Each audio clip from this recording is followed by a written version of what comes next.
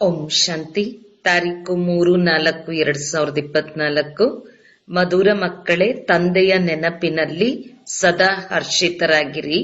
ಹಳೆಯ ದೇಹದ ಬಾಣವನ್ನು ತೆಗೆಯುತ್ತಾ ಹೋಗಿ, ಏಕೆಂದರೆ ನಿಮ್ಮ ಯೋಗ ಬಲದಿಂದ ವಾಯುಮಂಡಲವನ್ನು ಶುದ್ಧ ಮಾಡುವ ಸೇವೆ ಮಾಡಬೇಕಾಗಿದೆ. ಪ್ರಶ್ನೆ: ಸ್ಕಾಲರ್ಶಿಪ್ ವಿದ್ಯಾರ್ಥಿ ವೇತನವನ್ನು ತೆಗೆದುಕೊಳ್ಳುವ ಅಥವಾ ತಮಗೆ ತಾವು ರಾಜ್ಯ ತಿಲಕವನ್ನು ಕೊಡುವುದಕ್ಕಾಗಿ ಯಾವ ಪುರುಷಾರ್ಥ ಮಾಡಬೇಕು? ಉತ್ತರ: ಯಾವಾಗ ನೆನಪಿನ ಯಾತ್ರೆಯ ಪುರುಷಾರ್ಥ ಮಾಡುತ್ತೀರಿ, ಆಗ ರಾಜ್ಯ ತಿಲಕ ಸಿಗುತ್ತದೆ. ಪರಸ್ಪರ ಸಹೋದರ ಸಹೋದರ ಎನ್ನುವ ಅಭ್ಯಾಸ ಮಾಡಿ, ಆಗ ನಾಮರೂಪದ ಪರಿವೆಯು ಹೊರಟು ಹೋಗುತ್ತದೆ. ವ್ಯರ್ಥ ಮಾತುಗಳನ್ನೆಂದು ಕೇಳಬೇಡಿ. ತಂದೆಯು ಏನನ್ನು ತಿಳಿಸುವರೋ ಅದನ್ನೇ ಕೇಳಿ. ಅನ್ಯ ಮಾತುಗಳಿಂದ ಕಿವಿಯನ್ನು ಮುಚ್ಚಿಕೊಳ್ಳಿ. ವಿದ್ಯೆಯ ಮೇಲೆ ಪೂರ್ಣ ಗಮನ ಕೊಡಿ, ಆಗ ಸ್ಕಾಲರ್ಶಿಪ್ ಸಿಗುತ್ತದೆ. ಓಂ ಶಾಂತಿ. ಮಕ್ಕಳಿಗೆ ತಿಳಿದಿದೆ, ನಾವು ಶ್ರೀಮತದ ಅನುಸಾರ ನಮಗಾಗಿ ರಾಜಧಾನಿಯನ್ನು ಸ್ಥಾಪನೆ ಮಾಡುತ್ತಿದ್ದೇವೆ. ಯಾರೆಷ್ಟು ಸರ್ವಿಸ್ ಮಾಡುತ್ತಾರೆ, ಮನಸ್ಸ ವಾಚ ಕರ್ಮಣ ತಮ್ಮದೇ ಕಲ್ಯಾಣ ಮಾಡಿಕೊಳ್ಳುತ್ತಾರೆ. ಇದರಲ್ಲಿ ಏರುಪೇರಿನ ಮಾತಿಲ್ಲ. ಈ ಹಳೆಯ ದೇಹದ ಪರಿವೆಯನ್ನು ಬಿಡುತ್ತಾ ಬಿಡುತ್ತಾ ನೀವು ಅಲ್ಲಿ ಹೋಗಿಬಿಡುತ್ತೀರಿ. ತಂದೆಯನ್ನು ನೆನಪು ಮಾಡುವುದರಿಂದ ಬಹಳ ಖುಷಿಯೂ ಆಗುತ್ತದೆ. ಸದಾ ನೆನಪಿದ್ದಾಗ ಖುಷಿಯೇ ಖುಷಿ ಇರುತ್ತದೆ. ತಂದೆಯನ್ನು ಮರೆಯುವುದರಿಂದ ಬಾಡಿ ಹೋಗುತ್ತೀರಿ. ಮಕ್ಕಳು ಸದಾ ಹರ್ಷಿತವಾಗಿರಬೇಕು. ನಾವು ಆತ್ಮರಾಗಿದ್ದೇವೆ. ನಾವು ಆತ್ಮಗಳ ತಂದೆ ಈ ಮುಖದ ಬ್ರಹ್ಮರವರ ಮೂಲಕ ಮಾತನಾಡುತ್ತಾರೆ. ನಾವು ಆತ್ಮ ಈ ಕಿವಿಗಳ ಮೂಲಕ ಕೇಳಿಸಿಕೊಳ್ಳುತ್ತೇವೆ. ಹೀಗೆ ತಮ್ಮ ಅಭ್ಯಾಸವನ್ನು ಮಾಡಿಕೊಳ್ಳಲು ಶ್ರಮ ಪಡಬೇಕಾಗುತ್ತದೆ. ತಂದೆಯನ್ನು ನೆನಪು ಮಾಡುತ್ತಾ ಮಾಡುತ್ತಾ ಮನೆಗೆ ಹಿಂತಿರುಗಿ ಹೋಗಬೇಕಾಗಿದೆ. ಈ ನೆನಪಿನ ಯಾತ್ರೆಯು ಬಹಳ ಶಕ್ತಿ ಕೊಡುತ್ತದೆ. ನಿಮಗೆ ಅಷ್ಟು ಶಕ್ತಿ ಸಿಗುತ್ತದೆ, ಅದರಿಂದ ನೀವು ವಿಶ್ವಕ್ಕೆ ಮಾಲೀಕರಾಗುತ್ತೀರಿ. ತಂದೆಯು ತಿಳಿಸುತ್ತಾರೆ, ನೀವು ನನ್ನೊಬ್ಬನನ್ನೇ ನೆನಪು ಮಾಡಿ, ಆಗ ನಿಮ್ಮ ವಿಕರ್ಮಗಳು ವಿನಾಶವಾಗುತ್ತದೆ. ಈ ಮಾತನ್ನು ಪಕ್ಕಾ ಮಾಡಿಕೊಳ್ಳಬೇಕು. ಅಂತ್ಯದಲ್ಲಿ ಇದೇ ವಶೀಕರಣ ಮಂತ್ರ ಕೆಲಸಕ್ಕೆ ಬರುತ್ತದೆ. ತಮ್ಮನ್ನು ಆತ್ಮನೆಂದು ತಿಳಿಯಿರಿ. ಈ ಶರೀರವು ವಿನಾಶಿಯಾಗಿದೆ. ತಂದೆಯ ಆದೇಶವಾಗಿದೆ, ನನ್ನನ್ನು ನೆನಪು ಮಾಡಿದರೆ ಪಾವನರಾಗಿ ಬಿಡುತ್ತೀರಿ ಎನ್ನುವ ಇದೇ ಸಂದೇಶವನ್ನು ಎಲ್ಲರಿಗೂ ಕೊಡಬೇಕು. ನೀವು ಮಕ್ಕಳು ತಂದೆಯ ನೆನಪಿನಲ್ಲಿ ಕುಳಿತಿದ್ದೀರಿ. ಜೊತೆಯಲ್ಲಿ ಜ್ಞಾನವೂ ಇದೆ, ಏಕೆಂದರೆ ನೀವು ರಚಯಿತ ಮತ್ತು ರಚನೆಯನ್ನು ಆದಿ ಮಧ್ಯ ಅಂತ್ಯವನ್ನು ತಿಳಿದುಕೊಂಡಿದ್ದೀರಿ. ಸ್ವಯಂ ಆತ್ಮದಲ್ಲಿ ಪೂರ್ಣ ಜ್ಞಾನವಿದೆ. ನೀವು ಸ್ವದರ್ಶನ ಚಕ್ರಧಾರಿಗಳಾಗಿದ್ದೀರಲ್ಲವೇ? ಇಲ್ಲಿ ಕುಳಿತಿದ್ದಂತೆಯೇ ನಿಮ್ಮದು ಬಹಳ ಸಂಪಾದನೆಯಾಗುತ್ತದೆ. ಹಗಲು ರಾತ್ರಿ ನಿಮ್ಮದು ಸಂಪಾದನೆಯೇ ಸಂಪಾದನೆಯಾಗಿದೆ. ನೀವು ಇಲ್ಲಿ ಸತ್ಯ ಸಂಪಾದನೆಯನ್ನು ಮಾಡುವುದಕ್ಕಾಗಿಯೇ ಬರುತ್ತಿದ್ದೀರಿ. ಜೊತೆಯಲ್ಲಿ ಬರುವಂತಹ ಸತ್ಯ ಸಂಪಾದನೆ ಮತ್ತೆಲ್ಲಿಯೂ ಇಲ್ಲ. ನಿಮಗೆ ಇಲ್ಲಿ ಮತ್ಯಾವುದೇ ವ್ಯವಹಾರವಂತೂ ಇಲ್ಲ. ವಾಯುಮಂಡಲವೂ ಹಾಗೆಯೇ ಇದೆ. ನೀವು ವಾಯುಮಂಡಲವನ್ನು ಶುದ್ಧ ಮಾಡುತ್ತೀರಿ. ನೀವು ಬಹಳ ಸೇವೆ ಮಾಡುತ್ತಿದ್ದೀರಿ. ಯಾರು ತನ್ನ ಸೇವೆ ಮಾಡಿಕೊಳ್ಳುವರೋ ಅವರೇ ಭಾರತದ ಸೇವೆ ಮಾಡುತ್ತಾರೆ. ಮತ್ತೆ ಈ ಹಳೆಯ ಪ್ರಪಂಚವೂ ಇರುವುದಿಲ್ಲ, ನೀವು ಇರುವುದಿಲ್ಲ. ಪ್ರಪಂಚವೇ ಹೊಸದಾಗಿ ಬಿಡುತ್ತದೆ. ನೀವು ಮಕ್ಕಳ ಬುದ್ಧಿಯಲ್ಲಿ ಪೂರ್ಣ ಜ್ಞಾನವಿದೆ. ಯಾರು ಕಲ್ಪದ ಹಿಂದೆ ಸರ್ವಿಸ್ ಮಾಡಿದ್ದಾರೆಯೋ ಅವರೇ ಈಗ ಮಾಡುತ್ತಿರುತ್ತಾರೆ ಎಂದು ಸಹ ಗೊತ್ತಿದೆ. ದಿನ ಪ್ರತಿದಿನ ಅನೇಕರನ್ನು ತನ್ನ ಸಮಾನ ಮಾಡಿಕೊಳ್ಳುತ್ತಲೇ ಇರುತ್ತಾರೆ. ಈ ಜ್ಞಾನವನ್ನು ಕೇಳಿ ಬಹಳ ಖುಷಿಯಾಗುತ್ತದೆ. ರೋಮಾಂಚನವಾಗಿ ನಿಂತು ಬಿಡುತ್ತಾರೆ. ಈ ಜ್ಞಾನವಂತೂ ಎಂದೂ ಯಾರಿಂದಲೂ ಕೇಳಿಲ್ಲ. ನೀವು ಬ್ರಾಹ್ಮಣರಿಂದ ಕೇಳುತ್ತೇವೆ ಎಂದು ಹೇಳುತ್ತಾರೆ. ಭಕ್ತಿ ಮಾರ್ಗದಲ್ಲಿ ಪರಿಶ್ರಮವೇನೂ ಇಲ್ಲ. ಇದರಲ್ಲಿ ಇಡೀ ಹಳೆಯ ಪ್ರಪಂಚವನ್ನು ಮರೆಯಲಾಗುತ್ತದೆ. ಈ ಬೇಹದ್ದಿನ ಸನ್ಯಾಸವನ್ನು ತಂದೆಯೇ ಮಾಡಿಸುತ್ತಾರೆ. ನೀವು ಮಕ್ಕಳಲ್ಲಿಯೂ ನಂಬರ್ ವಾರ್ ಇದ್ದಾರೆ. ಖುಷಿಯೂ ಸಹ ನಂಬರ್ ವಾರ್ ಇರುತ್ತದೆ. ಒಂದೇ ರೀತಿ ಇರುವುದಿಲ್ಲ. ಜ್ಞಾನ ಯೋಗವು ಒಂದೇ ರೀತಿ ಇರುವುದಿಲ್ಲ. ಮತ್ತೆಲ್ಲ ಮನುಷ್ಯರು ದೇಹಧಾರಿಗಳ ಬಳಿ ಹೋಗುತ್ತಾರೆ. ಇಲ್ಲಿ ತಾವು ಯಾರಿಗೆ ದೇಹವಿಲ್ಲವೋ ಅವರ ಬಳಿ ಬರುತ್ತೀರಿ. ಎಷ್ಟು ನೆನಪಿನ ಪುರುಷಾರ್ಥ ಮಾಡುತ್ತಿರುತ್ತೀರೋ ಅಷ್ಟು ಸತೋಪ್ರಧಾನರಾಗುತ್ತಾ ಹೋಗುತ್ತೀರಿ. ಖುಷಿಯು ಹೆಚ್ಚುತ್ತಾ ಇರುತ್ತದೆ. ಇದು ಆತ್ಮ ಮತ್ತು ಪರಮಾತ್ಮನ ಶುದ್ಧ ಪ್ರೀತಿಯಾಗಿದೆ. ಅವರು ನಿರಾಕಾರನಾಗಿದ್ದಾರೆ. ಎಷ್ಟು ನಿಮ್ಮ ತುಕ್ಕು ಇಳಿಯುತ್ತಾ ಹೋಗುವುದೋ ಅಷ್ಟು ಆಕರ್ಷಣೆ ಆಗುತ್ತಾ ಹೋಗುವುದು. ನಾವು ಎಷ್ಟು ಖುಷಿಯಲ್ಲಿ ಇರುತ್ತೇವೆಂದು ತಾವು ತಮ್ಮ ಡಿಗ್ರಿಯನ್ನು ನೋಡಿಕೊಳ್ಳಬಹುದು. ಇದರಲ್ಲಿ ಆಸನಗಳನ್ನು ಹಾಕುವ ಮಾತಿಲ್ಲ. ಇದು ಹಠಯೋಗವೂ ಅಲ್ಲ. ಆರಾಮವಾಗಿ ಕುಳಿತು ತಂದೆಯನ್ನು ನೆನಪು ಮಾಡುತ್ತಾ ಇರಿ. ಮಲಗಿಕೊಂಡಾದರೂ ನೆನಪು ಮಾಡಬಹುದು. ಬೇಹದ್ದಿನ ತಂದೆಯು ತಿಳಿಸುತ್ತಾರೆ, ನೀವು ನನ್ನನ್ನು ನೆನಪು ಮಾಡಿದರೆ ಸತೋಪ್ರಧಾನರಾಗಿ ಬಿಡುತ್ತೀರಿ ಮತ್ತು ಪಾಪವು ತುಂಡಾಗುತ್ತಾ ಹೋಗುತ್ತದೆ. ಯಾವ ಬೇಹದ್ದಿನ ತಂದೆಯು ನಿಮ್ಮ ಶಿಕ್ಷಕನೂ ಆಗಿದ್ದಾರೆ, ಸದ್ಗುರುವೂ ಆಗಿದ್ದಾರೆ, ಅವರನ್ನು ಬಹಳ ಪ್ರೀತಿಯಿಂದ ನೆನಪು ಮಾಡಬೇಕು. ಇದರಲ್ಲಿ ಮಾಯೆಯು ಬಹಳ ವಿಘ್ನಗಳನ್ನು ಹಾಕುತ್ತದೆ. ನಾವು ತಂದೆಯ ನೆನಪಿನಲ್ಲಿ ಇದ್ದು ಭೋಜನವನ್ನು ಸ್ವೀಕರಿಸಿದ್ದೇವೆಯೇ ಎಂದು ನೋಡಿಕೊಳ್ಳಬೇಕು. ಪ್ರಿಯತಮಗೆ ಪ್ರಿಯತಮನು ಸಿಕ್ಕಿದ್ದಾರೆಂದರೆ ಖುಷಿ ಇರುತ್ತದೆಯಲ್ಲವೇ? ನೆನಪಿನಲ್ಲಿ ಇರುವುದರಿಂದ ನಿಮ್ಮದು ಬಹಳಷ್ಟು ಜಮಾ ಆಗುತ್ತಾ ಹೋಗುತ್ತದೆ. ಗುರಿಯು ಬಹಳ ಉನ್ನತವಾಗಿದೆ. ನೀವು ಹೇಗಿದ್ದವರು ಏನಾಗುತ್ತೀರಿ? ಮೊದಲು ಬುದ್ಧಿಹೀನರಾಗಿದ್ದಿರಿ, ಈಗ ಬುದ್ಧಿವಂತರಾಗಿದ್ದೀರಿ. ನಿಮ್ಮ ಗುರಿ ಧ್ಯೇಯವು ಎಷ್ಟು ಚೆನ್ನಾಗಿದೆ. ನಾವು ತಂದೆಯನ್ನು ನೆನಪು ಮಾಡುತ್ತಾ ಮಾಡುತ್ತಾ ಹಳೆಯ ಪೊರೆಯನ್ನು ಬಿಟ್ಟು ಹೋಗಿ ಹೊಸದನ್ನು ಪಡೆಯುತ್ತೇವೆ ಎಂದು ನಿಮಗೆ ತಿಳಿದಿದೆ. ಕರ್ಮಾತೀತ ಸ್ಥಿತಿ ಆಗುವುದರಿಂದ ಮತ್ತೆ ಈ ಪೊರೆಯನ್ನು ಬಿಟ್ಟು ಬಿಡುತ್ತೇವೆ. ಸಮೀಪ ಬಂದಾಗ ಮನೆಯ ನೆನಪು ಬರುತ್ತದೆಯಲ್ಲವೇ?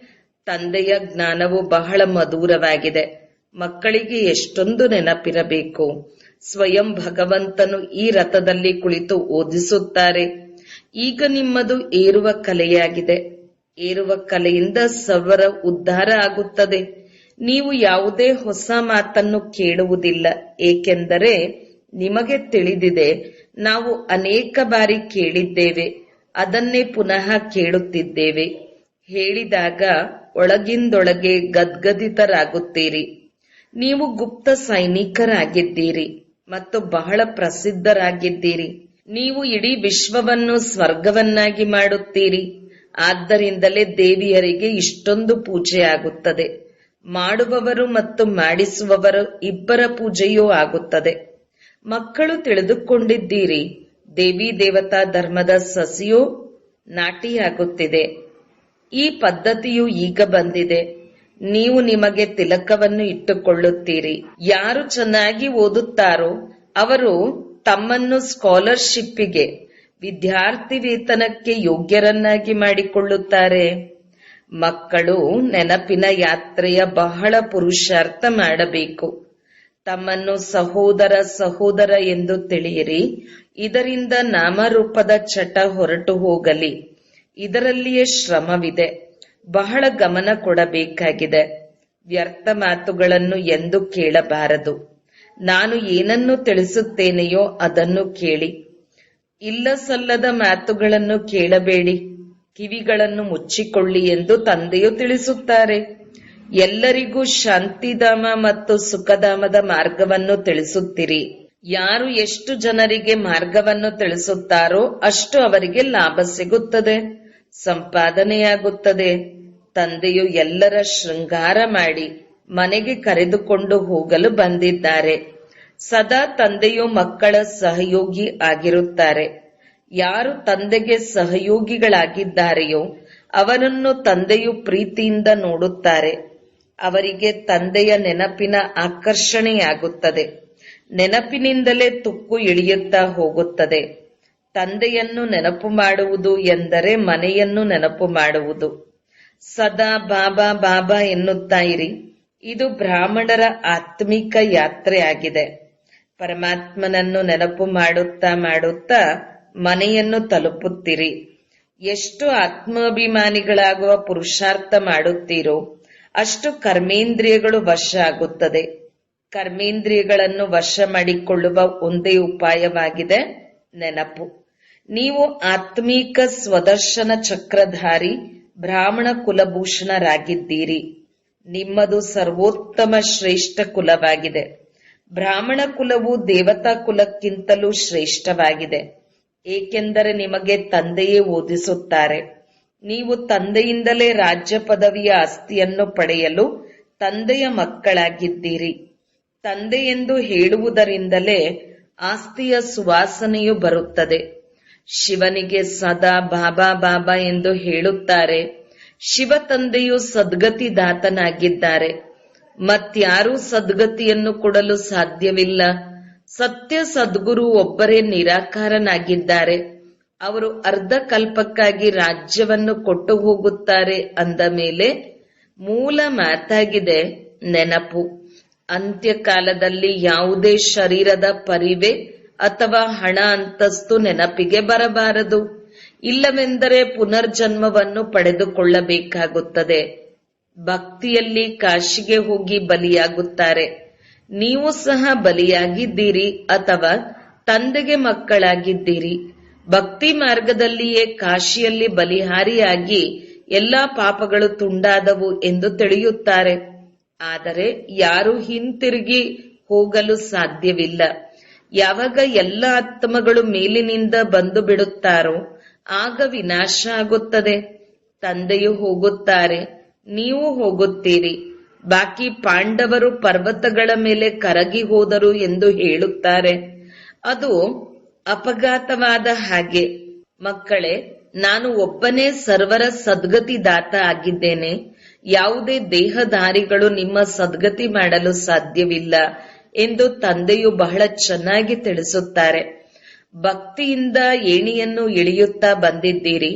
ಅಂತ್ಯದಲ್ಲಿ ತಂದೆಯು ಬಂದು ಜೋರಾಗಿ ಮೇಲೇರಿಸುತ್ತಾರೆ. ಅದಕ್ಕೆ ಆಕಸ್ಮಿಕ ಬೇಹದ್ದಿನ ಸುಖದ ಲಾಟರಿ ಸಿಗುವುದು ಎಂದು ಹೇಳಲಾಗುತ್ತದೆ. ಹೇಗೆ ಆ ಓಟದ ಸ್ಪರ್ಧೆ ಇರುತ್ತದೆ, ಇದು ಆತ್ಮಗಳ ಓಟವಾಗಿದೆ. ಆದರೆ ಮಾಯೆಯ ಕಾರಣ ಅಪಘಾತವಾಗಿ ಬಿಡುತ್ತದೆ ಅಥವಾ ವಿಚ್ಛೇದನವನ್ನು ಕೊಡುತ್ತಾರೆ. ಮಾಯೆಯು ಬುದ್ಧಿಯೋಗವನ್ನು ಕತ್ತರಿಸಿ ಹಾಕುತ್ತದೆ. ಕಾಮವಿಕಾರದಿಂದ ಸೋಲನ್ನು ಅನುಭವಿಸಿದರೆ ಮಾಡಿಕೊಂಡಿರುವ ಸಂಪಾದನೆಯು ನಷ್ಟವಾಗಿ ಬಿಡುತ್ತದೆ. ಕಾಮವಿಕಾರವು ಬಹಳ ದೊಡ್ಡ ಭೂತವಾಗಿದೆ. ಕಾಮವಿಕಾರದ ಮೇಲೆ ಜಯಗಳಿಸಿದರೆ ಜಗಜ್ಜೀತರಾಗುತ್ತೀರಿ. ಲಕ್ಷ್ಮೀನಾರಾಯಣರು ಜಗಜ್ಜೀತರಾಗಿದ್ದರು. ಈ ಅಂತಿಮ ಜನ್ಮ ಅವಶ್ಯಕವಾಗಿ ಪವಿತ್ರವಾಗಬೇಕು, ಆಗ ಜಯವಾಗುತ್ತದೆ. ಇಲ್ಲವೆಂದರೆ ಸೋಲನ್ನು ಅನುಭವಿಸುತ್ತೀರಿ ಎಂದು ತಂದೆಯು ಹೇಳುತ್ತಾರೆ. ಇದು ಮೃತ್ಯುಲೋಕದ ಅಂತಿಮ ಜನ್ಮವಾಗಿದೆ. ಅಮರಲೋಕದ 21 ಜನ್ಮಗಳು ಮತ್ತು ಮೃತ್ಯುಲೋಕದ 63 ಜನ್ಮಗಳ ರಹಸ್ಯವನ್ನು ತಂದೆಯೇ ತಿಳಿಸುತ್ತಾರೆ. ಈಗ ತಮ್ಮ ಮನಸ್ಸಿನೊಂದಿಗೆ ಕೇಳಿಕೊಳ್ಳಿ, ನಾವು ಲಕ್ಷ್ಮೀನಾರಾಯಣರಾಗಲು ಯೋಗ್ಯರಾಗಿದ್ದೇವೆಯೇ? ನಾವು ಎಷ್ಟು ಧಾರಣೆ ಮಾಡುತ್ತೇವೆಯೋ ಅಷ್ಟು ಖುಷಿ ಇರುತ್ತದೆ. ಆದರೆ ಅದೃಷ್ಟದಲ್ಲಿ ಇಲ್ಲವೆಂದರೆ ಮಾಯೆಯು ಬಿಡುವುದಿಲ್ಲ. ಈ ಮಧುಬನದ ಪ್ರಭಾವವು ದಿನ ಪ್ರತಿದಿನ ಹೆಚ್ಚಾಗುತ್ತಿರುತ್ತದೆ. ಮುಖ್ಯ ಬ್ಯಾಟರಿಯು ಇಲ್ಲಿ ಇದೆ. ಯಾರು ಸೇವಾದಾರಿ ಮಕ್ಕಳಿದ್ದಾರೆಯೋ ಅವರು ತಂದೆಗೆ ಬಹಳ ಪ್ರಿಯವಾಗುತ್ತಾರೆ. ಒಳ್ಳೆಯ ಸೇವಾದಾರಿ ಮಕ್ಕಳನ್ನು ತಂದೆಯು ಆರಿಸಿ ಆರಿಸಿ ಸಕಾಶ್ ಕೊಡುತ್ತಾರೆ. ಅವರು ಸಹ ಅವಶ್ಯಕವಾಗಿ ತಂದೆಯನ್ನು ನೆನಪು ಮಾಡುತ್ತಾರೆ. ಸೇವಾದಾರಿ ಮಕ್ಕಳನ್ನು ತಂದೆ ಮತ್ತು ದಾದಾ ಇಬ್ಬರು ನೆನಪು ಮಾಡುತ್ತಾರೆ. ಸಕಾಶನ್ನು ಕೊಡುತ್ತಾರೆ. ಪ್ರೀತಿ ಕೊಟ್ಟರೆ ಪ್ರೀತಿ ಸಿಗುವುದು. ನೆನಪು ಮಾಡುವುದರಿಂದ ನೆನಪಿನ ಪ್ರತ್ಯುತ್ತರ ಸಿಗುತ್ತದೆ. ಒಂದು ಕಡೆ ಇಡೀ ಪ್ರಪಂಚ ಇದೆ, ಇನ್ನೊಂದು ಕಡೆ ನೀವು ಸತ್ಯ ಬ್ರಾಹ್ಮಣರಿದ್ದೀರಿ. ನೀವು ಶ್ರೇಷ್ಠಾತಿ ಶ್ರೇಷ್ಠ ತಂದೆಯ ಮಕ್ಕಳಾಗಿದ್ದೀರಿ. ಆ ತಂದೆಯೇ ಸರ್ವರ ಸದ್ಗತಿದಾತನಾಗಿದ್ದಾರೆ. ಈ ನಿಮ್ಮ ದಿವ್ಯ ಜನ್ಮವೇ ವಜ್ರ ಸಮಾನವಾಗಿದೆ. ನಿಮ್ಮನ್ನು ಕವಡೆಯಿಂದ ವಜ್ರ ಸಮಾನ ಅವರೇ ಮಾಡುತ್ತಾರೆ. ಅರ್ಧ ಕಲ್ಪಕ್ಕಾಗಿ ಇಷ್ಟು ಸುಖವನ್ನು ಕೊಡುತ್ತಾರೆ. ಮತ್ತೆ ಅವರನ್ನು ನೆನಪು ಮಾಡುವ ಅವಶ್ಯಕತೆ ಇರುವುದಿಲ್ಲ. ತಂದೆಯು ತಿಳಿಸುತ್ತಾರೆ, ಮಕ್ಕಳೇ, ನಿಮಗೆ ಬಹಳಷ್ಟು ಹಣವನ್ನು ಕೊಡುತ್ತೇನೆ. ನೀವು ಎಲ್ಲವನ್ನೂ ಕಳೆದುಕೊಂಡು ಕುಳಿತಿದ್ದೀರಿ. ಎಷ್ಟೊಂದು ವಜ್ರ ರತ್ನಗಳು ನನ್ನದೇ ಮಂದಿರದಲ್ಲಿ ತೊಡಗಿಸುತ್ತೀರಿ. ಈಗ ವಜ್ರದ ಬೆಲೆ ನೋಡಿ ಎಷ್ಟಿದೆ. ಹಿಂದೆ ವಜ್ರಗಳನ್ನು ತೂಕಕ್ಕಿಂತ ಹೆಚ್ಚಿಗೆ ಹಾಕುತ್ತಿದ್ದರು. ಈಗಂತೂ ತರಕಾರಿಯೂ ಸಹ ಹೆಚ್ಚಿಗೆ ಕೊಡುವುದಿಲ್ಲ. ನಿಮಗೆ ತಿಳಿದಿದೆ ಹೇಗೆ ರಾಜ್ಯವನ್ನು ಪಡೆದವು ಹೇಗೆ ಕಳೆದುಕೊಂಡೆವು, ಈಗ ಮತ್ತೆ ಪಡೆಯುತ್ತಿದ್ದೇವೆ. ಈ ಜ್ಞಾನವು ಬಹಳ ವಿಚಿತ್ರವಾಗಿದೆ. ಇದು ಕೆಲವರ ಬುದ್ಧಿಯಲ್ಲಿ ಶ್ರಮದಿಂದ ಕುಳಿತುಕೊಳ್ಳುತ್ತದೆ. ರಾಜ್ಯಭಾಗ್ಯವನ್ನು ಪಡೆಯಬೇಕೆಂದರೆ ಅವಶ್ಯವಾಗಿ ಶ್ರೀಮತದಂತೆ ನಡೆಯಬೇಕು. ತಮ್ಮ ಮತವು ಕೆಲಸಕ್ಕೆ ಬರುವುದಿಲ್ಲ. ಬದುಕಿದ್ದಂತೆಯೇ ವಾನಪ್ರಸ್ಥದಲ್ಲಿ ಹೋಗಬೇಕು. ಆದ್ದರಿಂದ ಎಲ್ಲವನ್ನೂ ಇವರಿಗೆ ಕೊಡಬೇಕಾಗುತ್ತದೆ. ವಾರಸುದಾರರನ್ನಾಗಿ ಮಾಡಿಕೊಳ್ಳಬೇಕಾಗುತ್ತದೆ. ಭಕ್ತಿ ಮಾರ್ಗದಲ್ಲಿಯೂ ವಾರಸುದಾರರನ್ನು ಮಾಡಿಕೊಳ್ಳುತ್ತಾರೆ, ದಾನ ಮಾಡುತ್ತಾರೆ, ಆದರೆ ಅಲ್ಪ ಕಾಲಕ್ಕಾಗಿ. ಇಲ್ಲಂತೂ ಇವರನ್ನು ಜನ್ಮ ಜನ್ಮಾಂತರಕ್ಕಾಗಿ ವಾರಸುದಾರನನ್ನಾಗಿ ಮಾಡಿಕೊಳ್ಳಲಾಗುತ್ತದೆ. ಫಾಲೋ ಫಾದರ್ ಎಂಬ ಗಾಯನವೂ ಇದೆ. ಯಾರು ತಂದೆಯನ್ನು ಅನುಸರಿಸುತ್ತಾರೆಯೋ ಅವರು ಶ್ರೇಷ್ಠ ಪದವಿಯನ್ನು ಪಡೆಯುತ್ತಾರೆ. ಬೇಹದ್ದಿನ ತಂದೆಯ ಮಕ್ಕಳಾಗುವುದರಿಂದಲೇ ಬೇಹದ್ದಿನ ಆಸ್ತಿಯನ್ನು ಪಡೆಯುತ್ತಾರೆ. ಶಿವ ತಂದೆಯಂತೂ ದಾತನಾಗಿದ್ದಾರೆ. ಈ ಭಂಡಾರವು ಅವರದಾಗಿದೆ. ಈಶ್ವರಾರ್ಥವಾಗಿ ಏನು ದಾನ ಮಾಡುತ್ತಾರೋ ಅದಕ್ಕೆ ಇನ್ನೊಂದು ಜನ್ಮದಲ್ಲಿ ಅಲ್ಪಕಾಲದ ಸುಖ ಸಿಗುತ್ತದೆ. ಇದು ಪರೋಕ್ಷವಾಯಿತು, ಇದು ಪ್ರತ್ಯಕ್ಷವಾಗಿದೆ. ಶಿವ ತಂದೆಯು 21 ಜನ್ಮಗಳಿಗಾಗಿ ಕೊಡುತ್ತಾರೆ. ನಾವು ಶಿವ ತಂದೆಗೆ ಕೊಡುತ್ತೇವೆ ಎಂದು ಯಾರ ಬುದ್ಧಿಯಲ್ಲಾದರೂ ಬಂದರೆ ಅದು ಅಗೌರವವಾಗಿದೆ. ಪಡೆಯುವುದಕ್ಕಾಗಿ ಕೊಡುತ್ತೇವೆ, ಇದು ತಂದೆಯ ಭಂಡಾರವಾಗಿದೆ. ಕಾಲಕಂಟಕಗಳು ದೂರ ಆಗಿಬಿಡುತ್ತವೆ. ಅಮರಲೋಕಕ್ಕಾಗಿ ಮಕ್ಕಳು ಓದುತ್ತಾರೆ. ಇದು ಮುಳ್ಳುಗಳ ಕಾಡಾಗಿದೆ. ತಂದೆ ಹೂತೋಟದಲ್ಲಿ ಕರೆದುಕೊಂಡು ಹೋಗುತ್ತಾರೆ ಅಂದ ಮೇಲೆ ಮಕ್ಕಳಿಗೆ ಬಹಳ ಖುಷಿ ಇರಬೇಕು. ದೈವಿ ಗುಣಗಳನ್ನು ಧಾರಣೆ ಮಾಡಬೇಕು. ತಂದೆಯು ಎಷ್ಟು ಪ್ರೀತಿಯಿಂದ ಹೂಗಳನ್ನಾಗಿ ಮಾಡುತ್ತಾರೆ. ತಂದೆಯು ಬಹಳ ಪ್ರೀತಿಯಿಂದ ತಿಳಿಸುತ್ತಾರೆ, ತಮ್ಮ ಕಲ್ಯಾಣವನ್ನು ಮಾಡಿಕೊಳ್ಳಲು ಬಯಸಿದರೆ ದೈವಿ ಗುಣಗಳನ್ನು ಧಾರಣೆ ಮಾಡಿ ಮತ್ತು ಯಾರ ಅವಗುಣಗಳನ್ನು ನೋಡಬೇಡಿ. ಒಳ್ಳೆಯದು. ಮಧುರಾತಿ ಮಧುರ ಅಗಲಿ ಮರಳಿ ಸಿಕ್ಕಿರುವಂತ ಮಕ್ಕಳಿಗೆ ಪ್ರೀತಿಯ ಮಾತಪಿತ ಬಾಬ್ದಾದರವರ ನೆನಪು, ಪ್ರೀತಿ ಹಾಗೂ ಸುಪ್ರಭಾತ. ಆತ್ಮೀಯ ಮಕ್ಕಳಿಗೆ ಆತ್ಮೀಯ ತಂದೆಯ ನಮಸ್ತೆ. ಧಾರಣೆಗಾಗಿ ಮುಖ್ಯ ಸಾರ 1. ಬೇಹದ್ದಿನ ತಂದೆಯಿಂದ ಸಕಾಶವನ್ನು ಪಡೆಯಲು ಅವರ ಸಹಯೋಗಿಗಳಾಗಬೇಕು. ಮುಖ್ಯ ಬ್ಯಾಟರಿಯೊಂದಿಗೆ ತಮ್ಮ ಸಂಬಂಧವನ್ನು ಜೋಡಿಸಬೇಕು. ಯಾವುದೇ ಮಾತಿನಲ್ಲಿ ಸಮಯವನ್ನು ವ್ಯರ್ಥ ಮಾಡಬಾರದು. 2. ಸತ್ಯ ಸಂಪಾದನೆ ಮಾಡಲು ಹಾಗೂ ಭಾರತದ ಸತ್ಯ ಸೇವೆ ಮಾಡಲು ಒಬ್ಬ ತಂದೆಯ ನೆನಪಿನಲ್ಲಿ ಇರಬೇಕು. ಏಕೆಂದರೆ ನೆನಪಿನಿಂದ ವಾಯುಮಂಡಲವು ಶುದ್ಧವಾಗುತ್ತದೆ, ಆತ್ಮವು ಸತೋಪ್ರಧಾನವಾಗುತ್ತದೆ, ಅಪಾರ ಖುಷಿಯ ಅನುಭವವಾಗುತ್ತದೆ, ಕರ್ಮೇಂದ್ರಿಯಗಳು ವಶ ಆಗುತ್ತದೆ. ವರದಾನ: ಸ್ವಪರಿವರ್ತನೆಯಿಂದ ವಿಶ್ವ ಪರಿವರ್ತನೆಯ ಕಾರ್ಯದಲ್ಲಿ ಮನಸ್ಸಿಗೆ ಇಷ್ಟವಾದಂತಹ ಸಫಲತೆಯನ್ನು ಪ್ರಾಪ್ತಿ ಮಾಡಿಕೊಳ್ಳುವಂತಹ ಸಿದ್ಧಿ ಸ್ವರೂಪ ಭವ. ಪ್ರತಿಯೊಬ್ಬರೂ ಸ್ವಪರಿವರ್ತನೆಯ ಮೂಲಕ ವಿಶ್ವ ಪರಿವರ್ತನೆ ಮಾಡುವಂತ ಸೇವೆಯಲ್ಲಿ ತೊಡಗಿರುವರು. ಎಲ್ಲರ ಮನಸ್ಸಿನಲ್ಲಿ ಇದೇ ಉಮಂಗ ಉತ್ಸಾಹವಿದೆ. ಈ ವಿಶ್ವವನ್ನು ಪರಿವರ್ತನೆ ಮಾಡಲೇಬೇಕು ಮತ್ತು ನಿಶ್ಚಯವೂ ಸಹ ಇದೆ, ಪರಿವರ್ತನೆ ಆಗಲೇಬೇಕು. ಎಲ್ಲಿ ಸಾಹಸವಿದೆ ಅಲ್ಲಿ ಉಮಂಗ ಉತ್ಸಾಹವಿರುತ್ತದೆ. ಸ್ವಪರಿವರ್ತನೆಯಿಂದಲೇ ವಿಶ್ವ ಪರಿವರ್ತನೆಯ ಕಾರ್ಯದಲ್ಲಿ ಮನಸ್ಸಿಗೆ ಇಚ್ಛಿಸಿದಂತಹ ಸಫಲತೆ ಪ್ರಾಪ್ತಿಯಾಗುವುದು. ಆದರೆ ಈ ಸಫಲತೆ ಯಾವಾಗ ಸಿಗುವುದೆಂದರೆ ಯಾವಾಗ ಒಂದೇ ಸಮಯದಲ್ಲಿ ವೃತ್ತಿ, ವೈಬ್ರೇಷನ್ ಮತ್ತು ವಾಣಿ 3 ಶಕ್ತಿಶಾಲಿಯಾಗಿರಬೇಕು. ಸ್ಲೋಗನ್: ಯಾವಾಗ ಮಾತಿನಲ್ಲಿ ಸ್ನೇಹ ಮತ್ತು ಸಂಯಮವಿರುತ್ತದೆ ಆಗ ವಾಣಿಯ ಶಕ್ತಿ ಜಮಾ ಆಗುವುದು. ಓಂ ಶಾಂತಿ.